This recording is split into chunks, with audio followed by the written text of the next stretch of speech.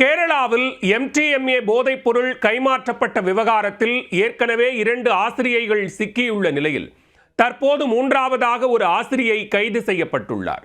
கோலமாவு கோகிலா பட பாணியில் சந்தேகம் வராமல் இருக்க பள்ளி ஆசிரியைகளை வைத்து போதைப்பொருள் விற்ற சம்பவத்தின் முழுமையான பின்னணி என்ன?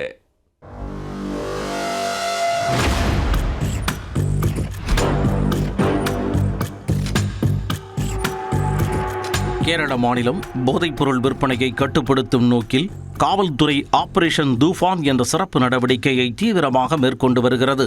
இந்த சோதனையின் பொழுது 2 வாரங்களுக்கு முன்பு வடகரை பகுதியில் ரிஸ்வான் என்ற நபர் MDMA போதைப்பொருளுடன் கைது செய்யப்பட்டார். ரிஸ்வானிடம் நடத்தப்பட்ட விசாரணையில் போதைப்பொருள் விற்பனை வலையமைப்பில் 2 பெண் ஆசிரியர்களுக்கு தொடர்பு இருப்பது தெரியவந்துள்ளது. தீவிர விசாரணைக்கு பின்னர் சர்வ சிக்ஷா அபியான் திட்டத்தின் கீழ் சிறப்பு கல்வி ஆசிரியையாக பணியாற்றி வந்த காவ்யா மற்றும் அவரது தோழியான ஆசிரியை கீர்த்தனா ஆகியோர் கைது செய்யப்பட்டனர்.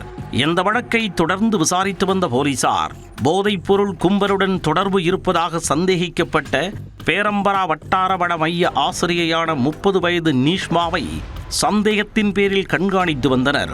பின்னர் விசாரணைக்காக அழைத்து வரப்பட்ட நீஷ்மாவிடம் பல மணி நேரம் போலீசார் விசாரணை நடத்தினர். அப்போது வெளியான தகவல்கள் போலீசாரையே அதிர்ச்சியில் ஆழ்த்தின.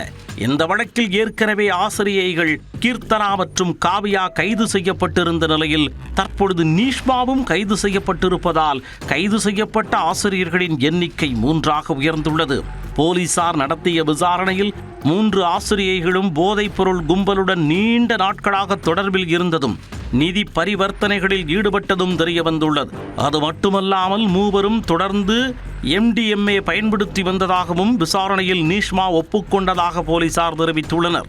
போதைப்பொருள் கும்பலுடன் ஏற்பட்ட இந்த தொடர்பு சமூக வலைத்தளமான இன்ஸ்டாகிராம் வழியாக ஆரம்பித்தது என நீஷ்மா கூறியுள்ளார்.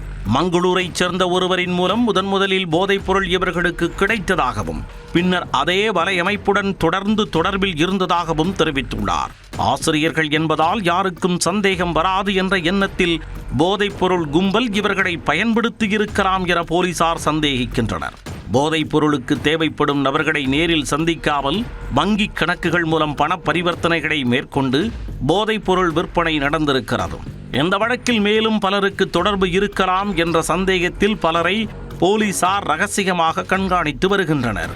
அதேபோல் இந்த ஆசிரியர்களுக்கு போதைப் பொருள் வழங்கிய முக்கிய சப்ளையர்கள் யார், இந்த வலையமைப்பின் பின்னணியில் செயல்படும் கும்பல் எது என பல்வேறு கோணங்களிலும் சிறப்பு புலனாய்வு குழு தீவிர விசாரணை மேற்கொண்டு வருகிறது. பள்ளிகளில் பாடமெடுக்கும் ஆசிரியர்கள் வரை போதைப் பொருள் கும்பலின் வலையமைப்பு விரிந்திருப்பது கேரளாவில் எந்த அளவுக்கு போதைப் பொருள் பரவல் ஆழமாக ஊடுருவி உள்ளது என்ற கேள்வியை எழுப்பியுள்ளது.